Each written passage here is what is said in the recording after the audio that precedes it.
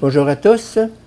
Je continue à vous partager des extraits du livre du cardinal Ratzinger, La communion de la foi.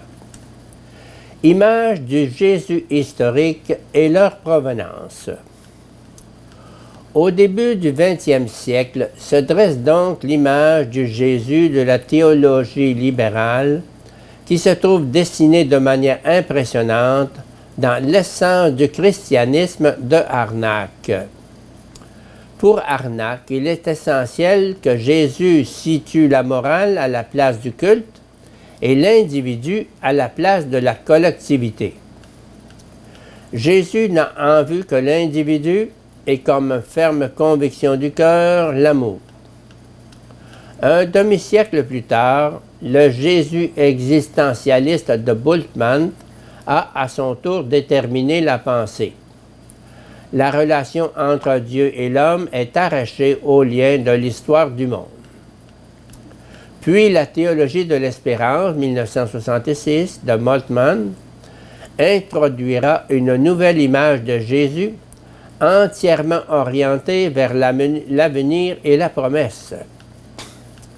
Ce qui est pensé chez Moltmann, encore avec un grand sérieux théologique, dégénère bien vite en Jésus marxiste, Jésus le révolutionnaire, qui meurt comme combattant, engagé dans une libération politique et sociale.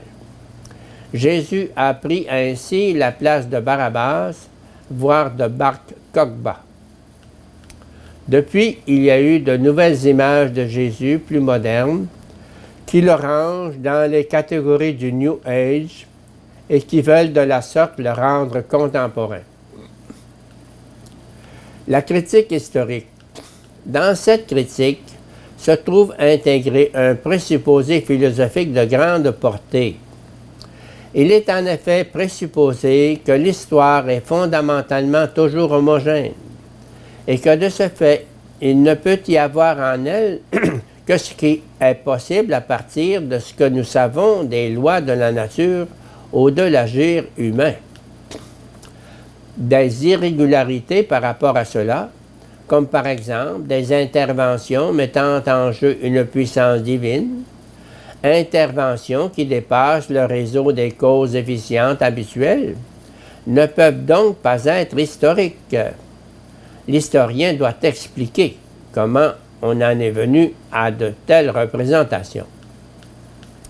Il doit rendre compréhensible, à partir tant des formes littéraires que de la structure de représentation d'une époque, comment de telles conceptions ont pu se former et comment elles sont réductibles à la raison.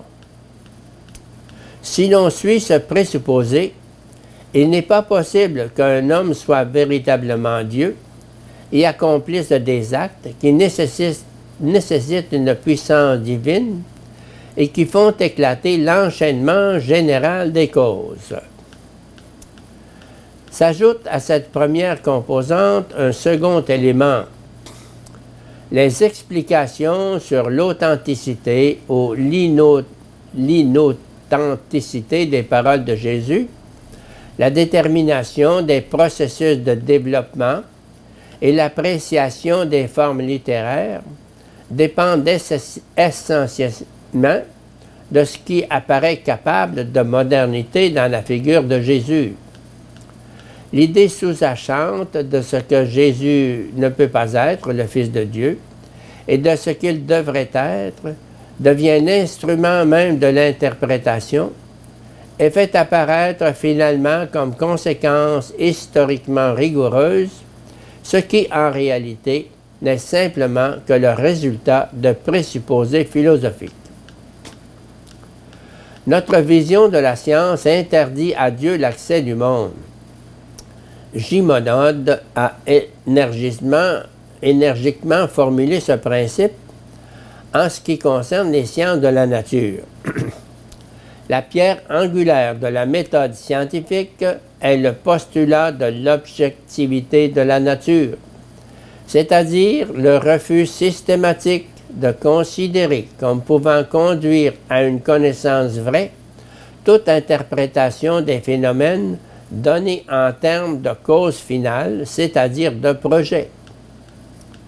Sur l'exigence d'objectivité ainsi définie par lui, il nous dit ensuite « postulat pur, à jamais indémontrable », car il est évidemment impossible d'imaginer une expérience qui pourrait prouver la non-existence d'un projet.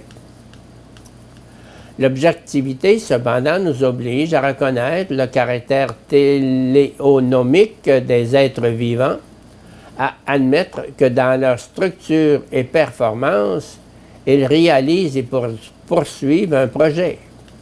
Il y a donc là, au moins en apparence, une contradiction épistémologique profonde. Si le postulat d'objectivité vaut de manière illimitée, tout ce qui concerne Dieu et son apparition dans l'histoire ne peut être que déplacé dans la sphère des expériences et des sensations du sujet.